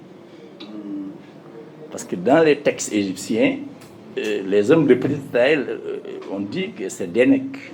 C'est le terme égyptien pour désigner les hommes de petite taille. Bon, lui, c'est un ressortissant de l'Afrique centrale. Il connaît bien les pygmées. Parce qu'ils ont de grandes tailles. C'est ça. Bon, chez nous, on parle du Kous-Kondrom. C'est les hommes de petite taille. Et il y a toute une représentation du Kous-Kondrom, en tout cas dans la culture sénégalienne, ici. Et donc, ces hommes de petite taille, de mon point de vue, si on se réfère à l'archéologie des faits, si on se réfère à la linguistique, à la désignation même dont les Égyptiens les caractérisent, je pense que Denek, cela ne signifie pas pygmée. Les hommes de petite taille existent, mais les pygmées aussi existent. Je dois rappeler aussi que ces pygmées sont circonscrits aussi dans ce qu'on appelle l'Afrique forestière. Ils connaissent très bien ce que je dis, parce que c'est les gens de l'Afrique centrale. Nous n'avons pas de pygmées ici. On va les retrouver dans l'Afrique orientale et probablement dans l'Afrique forestière. Et que ces pygmées eux-mêmes, si vous les interrogez, ils ne se voient pas comme des Bantous. Parce qu'eux-mêmes, quand ils parlent des Bantous, ils disent les Bantous. Donc ils ne sont pas des Bantous. Et je pense que dans Nation Nègre et Culture, Cheikh Anta Diop revient sur ces pygmées qu'il désigne comme étant les premiers habitants de l'Afrique. Je ne sais pas si c'est vrai ou c'est faux, mais je ne peux pas l'affirmer. Mais je voudrais aussi seulement attirer l'attention de Yves sur la différence entre les hommes de petite taille et les pygmées. Je pense que c'est différent. Voilà quelque chose. Merci vraiment. Merci, chers collègues, cette contribution, cette bonne contribution. Vraiment. Avec maintenant un questionnement intéressant aussi qui porte sur le lexique utilisé. Est-ce que ce lexique renvoie effectivement à l'égyptologie, etc. C'est des questions que le communicant comprend mieux que nous. Il va intervenir tout à l'heure. Y a-t-il une autre question, un autre intervenant? S'il y en a, il peut prendre la parole. Voilà. Allez-y. C'est Guy, Moustapha Guy. Guy. Je suis doctorant aussi. Doctorant, ok. Je vais attirer l'attention de M. Yves s'il a élargi sa zone de recherche, parce que il y a beaucoup de similitudes aussi entre les Africains, l'art africain et aussi ce qu'on trouve en Égypte. Ce qu'il a dit par rapport à ce qu'on trouve en Asie avec les Amérindiens, parce qu'on trouve les mêmes pyramides et aussi les croyances et les mythes, les sacrifices que les Amérindiens faisaient. Il y a beaucoup de similitudes avec l'Égypte antique. Est-ce que lui, il a envisagé d'élargir aussi ses recherches vers la population amérindienne? Amérindienne. Ok. Oui, ça, est-ce que cette piste, on envisage de l'explorer aussi, autant qu'on l'a exploré au niveau de l'Asie? Bonne question. Y a-t-il un autre intervenant? Oui, mais je rappelle que vous pouvez poser des questions indifféremment sur les deux interventions, sur les deux communications. Allez-y. Oui, merci Babacar pour cette brillante intervention. Je pense que tout a été clair dans nos esprits et dans nos têtes. Vous avez parlé de la dispersion des éléments culturels. Et pour moi, quelle méthodologie, je ne dirais pas une méthode que vous allez utiliser pour au moins recueillir ou bien acquérir les éléments culturels, je ne sais pas, égyptiennes du moins. Comment faire pour éviter la dispersion des éléments culturels? Je vous remercie. D'accord. C'est intéressant aussi. Voilà. Comment éviter la dispersion des éléments culturels? Je voudrais un Ndour. Je voudrais apporter une précision par rapport au professeur, donc qui a assimilé les pygmées aux Kouscondrons. Oui. Donc, les pygmées sont différents des Kouscondrons. Voilà. Le terme égyptien utilisé pour dire Denek, ça désigne l'homme de petite taille. Voilà. Et l'homme de petite taille est différent du pygmée. Tout à fait. Parce qu'il est de petite taille qu'il est pygmée. Non, c'est à ce niveau, c'est que la différence, ça c'est des êtres réels. Qui sont les pygmées, alors que les Kouscondrons, c'est des génies. C'est des génies que l'on puisse rencontrer, qui puissent vous apporter la richesse. Et généralement, il me dit, vous faites la lutte, il vous demande de faire la lutte. Et si vous les terrassez, vous êtes riche. Ou bien vous arrivez à avoir leur calebasse, vous êtes parti pour être milliardaire. Voilà, couleur canne, vous les appelez, vous? Voilà, ou leur canne, voilà. Nous, on appelle ça le Kouscondron. Les Kouscondrons, c'est des êtres, des génies, quoi. Surnaturels, exactement. Alors que les pygmées, c'est des êtres réels. C'est ça. Merci. La précision est importante. Effectivement, il y a un glissement. Voilà, exactement. Vraiment de l'être surnaturel. On est arrivé à l'être naturel, mais qui a à peu près la même taille, les mêmes caractéristiques. Et est-ce qu'on peut plus... À l'exception des caractéristiques surnaturelles, ils se ressemblent. C'est pourquoi on les assimile. Est-ce qu'on ne peut pas penser, parce que les Sahéliens sont toujours longs, et donc ils assimilent à des génies, et c'est là ce glissement qui fait que ces êtres mythiques, personne ne les a vus. Donc on dit que c'est des génies. Voilà. C'est idéologique parce que dans la société africaine, même les nés, si on a des nés, on les considère comme des génies ou bien des... Voilà, exactement. Exactement. Dans la passe africaine. Toutes les personnes qui sont petites de taille, trop petites de taille, en général... Voilà, on dit il y a une représentation du nez chez nous. C'est ça. Mais c'est parce qu'effectivement, si vous prenez le cas de l'Égypte, lui, il sait, il y a le cas de Sénep, qui est un nez, qui a sa famille, etc., qui vit comme tout le monde, et qui a même une tombe. Le cas de Sénep, il faut lire les travaux de Jung Giza V, qui a publié la tombe de Sénep avec sa femme, sa famille et tout. Donc le nez existe. Le nez en tant que personne réelle existe. Mais il y a une représentation du nez. Voilà, une représentation du nez qui tend à dire que le Kouscondron est ceci. Il y a une représentation. En tout cas ici chez nous, et dans toute l'Afrique de l'Ouest, je ne sais pas si dans l'Afrique bantoue c'est la même chose, il y a une représentation du nez chez nous. Ces représentations-là, on le traduit en langue, on dit que c'est un nez, c'est-à-dire qu'on assimile le nez à un Kouscondron. Un homme de petite taille, etc., qui procure la richesse. Tout à fait. Surtout chez les Peuls et même chez les Wolofs. Hein. On dit que souvent ils suent les bêtes, etc. La nuit, s'il faut l'attraper avec sa calebasse, vous devenez riche. En tout cas, chez les Peuls, c'est comme ça. Je passe sous contrôle de Diallo. Merci, cher collègue. Ok, merci. Maintenant, on va retourner la parole aux communicants.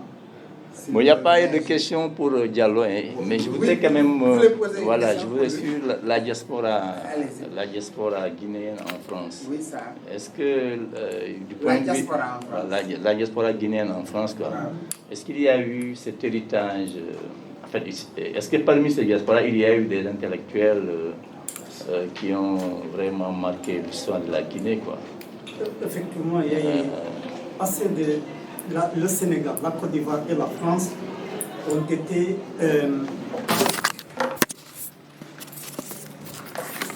le Sénégal, la Côte d'Ivoire et la France ont été les bastions qui ont formé les premiers intellectuels guinéens et qui ont d'abord, avant l'indépendance, comme le professeur dit, de ne pas dire pré-indépendance, et avant la colonisation, quoi. Précolonial, il dit que antécolonial, de dire antécolonial. Mais quand la Guinée a acquis son indépendance, ou a eu son indépendance le 2 octobre 1958, eh bien, tous ceux qui n'étaient pas d'accord avec Sékou Touré ont fui et sont venus se refuser au Sénégal, en Côte d'Ivoire et en France. Ils ont été de véritables acteurs.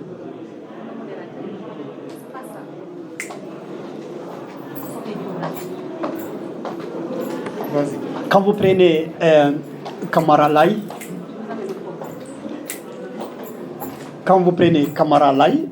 il était en France. Quand vous prenez les Tchernomone Nebo, ils étaient en France. Quand vous prenez les Alioune Fantouré, ils étaient en France. Quand vous prenez les Djibril Tamsir Niane, ils étaient en France. Et ça, c'est la classe des intellectuels. Et les politiques, ceux qui sont venus, ou qui ont organisé, qui ont toujours résisté, ou qui ont été l'opposition de Sékou Touré, c'est entre les trois pays où ils ont vécu. Donc, et même maintenant là, les opposants guinéens, et quand ça ne va pas, et quand ils fuient la Guinée, ce soit les deux pays africains ou la France. Donc la France a servi de lieu de refuge et de lieu de préparation psychologique, mentale et même d'appui à ce qu'ils appellent la libération de la Guinée du chaos. Quand le régime de Lansana Conté aussi s'est durci, tout comme les autres régimes qui sont venus, les opposants guinéens, tous ceux qui sont opposés ont fui la Guinée, sont passés par la Côte d'Ivoire, le Sénégal pour aller en France. Et la France a servi pour eux de base arrière pour se repositionner pour le retour en Guinée. Et voilà, ils ont formé des associations. Ces associations ont aidé à ouvrir, à réveiller le Guinéen de sa torpeur pour dire que non, écoutez, ce n'est pas une fatalité, vous pouvez lutter. Donc, c'est vraiment le creuset des intellectuels. Parce que pour le cas du département d'histoire, nous avons eu le cas Paris, de Paris, mais aussi le cas de Tchernoba. Oui, Tchernoba. Qui a servi à Dakar et qui a servi à Yaoundé. Ah oui, ah oui, ah oui. Et voilà, quoi. Ils sont nombreux. Ils sont très nombreux. Ils sont très nombreux. Je pense que c'est des exemples concrets, hein, parce que moi, Paris m'a tenu en première année et il a fait toute sa carrière ici au département d'histoire. Oui. C'est des intellectuels guinéens qui ont aussi participé à la promotion des jeunes cadres africains en dehors de la Guinée. Il s'agisse de la Côte d'Ivoire, il s'agisse du Sénégal, et d'ailleurs, même au Cameroun, oui. Il faut assumer que Tchernoba, oui, oui, oui. Il a formé des gens qui travaillent maintenant dans les universités du Nord. Effectivement, j'ai suivi une de ces interventions. Maintenant, il vit à Dakar. Oui. Mais il a toute une école à Yaoundé, entre Yaoundé, Ngaoundéré et Maroua. Donc, ces propres étudiants qu'il a formés qui sont maintenant devenus professeurs dans nos universités. Oui. C'est bien. Donc, la fraternité a été toujours là entre la Guinée. Ça, il ne faut pas perdre ça de vue. Oui. Voilà, il y a une longue histoire. Au-delà des contradictions et autres, nous devons entretenir ces relations-là du point de vue tout à l'heure, M. Kaba, il disait une chose qui est extrêmement importante. La proximité du Fouta et de la Basse-Côte a fait que il y a une sorte de brassage qui traîne et il y a une communauté de valeurs qui fait que l'intégration devient facile. Le partage linguistique, le partage des cultures religieuses et même d'espaces géographiques, voilà, ça permet cette facilité d'intégration des Guinéens au Sénégal. Voilà, donc, vous voyez, vous trouvez les Diallo ici, vous trouvez des Fall, des Choy, des Dem, beaucoup de noms. Si c'est le nom Mandingo, on trouve aussi en Guinée. Conté. Avant-hier seulement, j'ai rencontré un professeur guinéen voilà.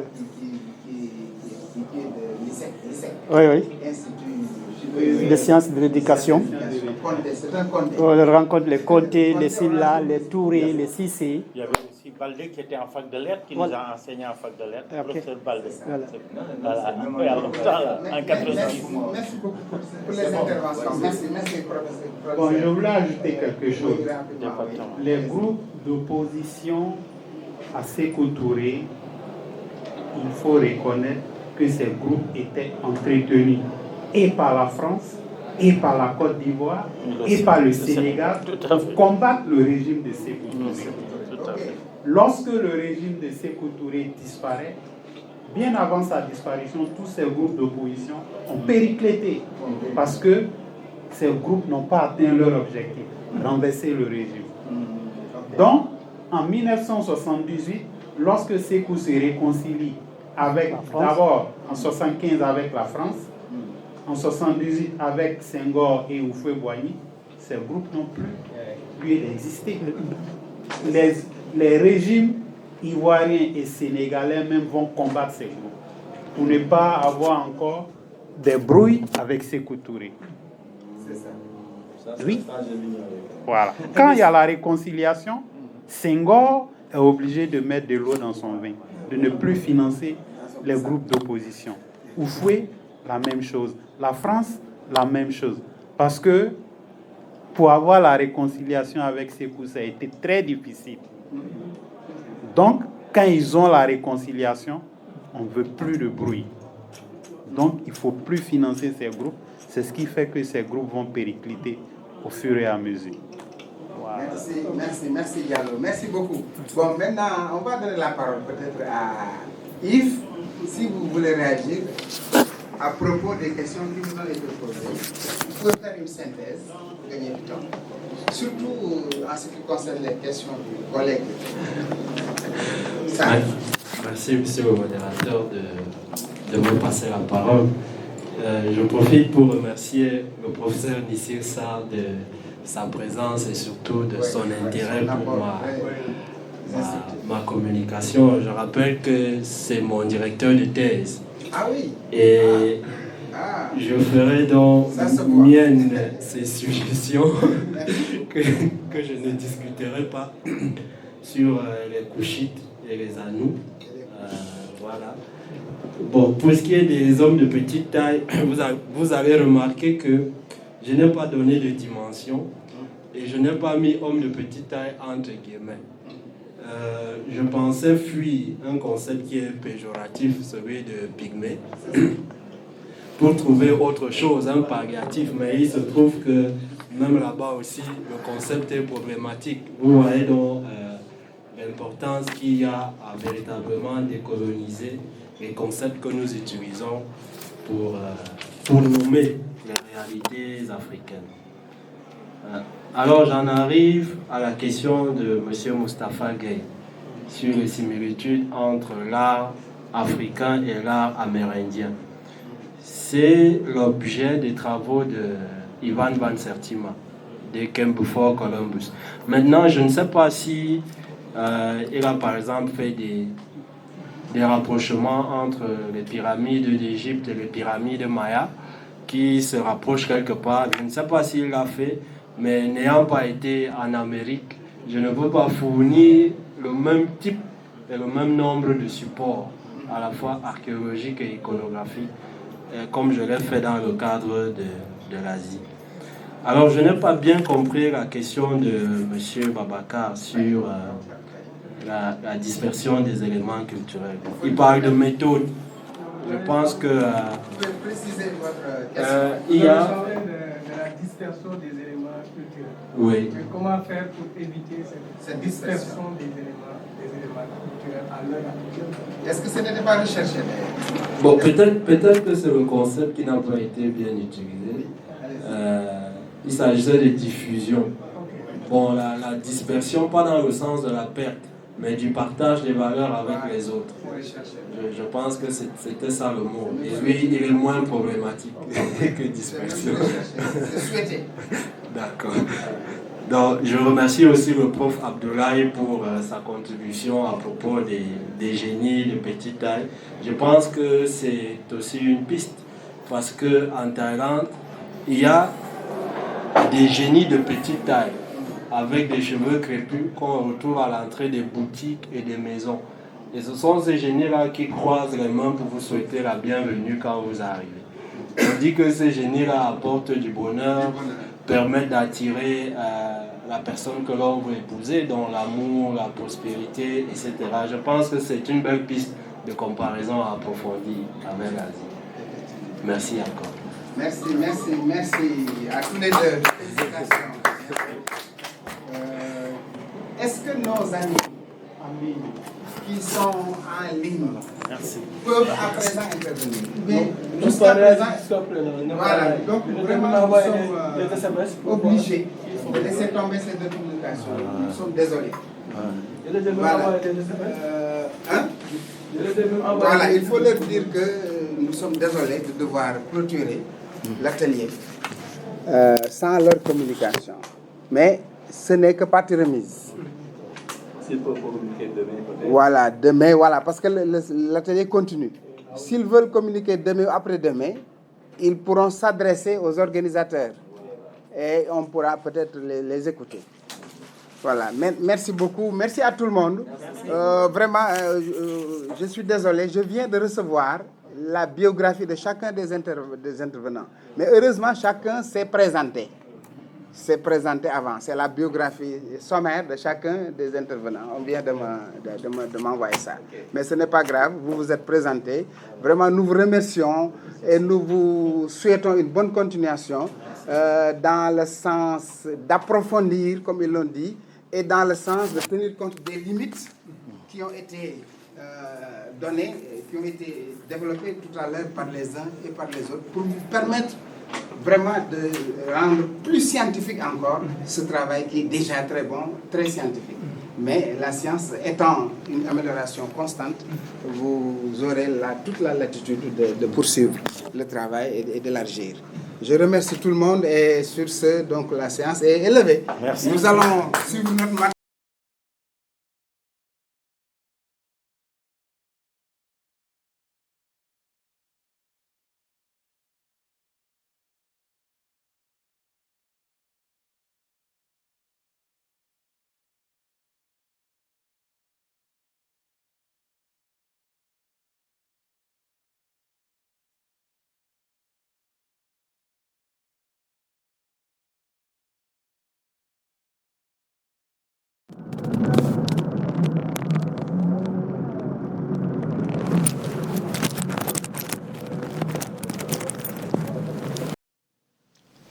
C'est à nous d'apprécier les éléments de probabilité pour une production efficiente d'ouvrages de qualité qui agrée les lecteurs et qui leur permet de pouvoir bien sentir la somme de réalisations que nous avons fait pour leur donner entière satisfaction.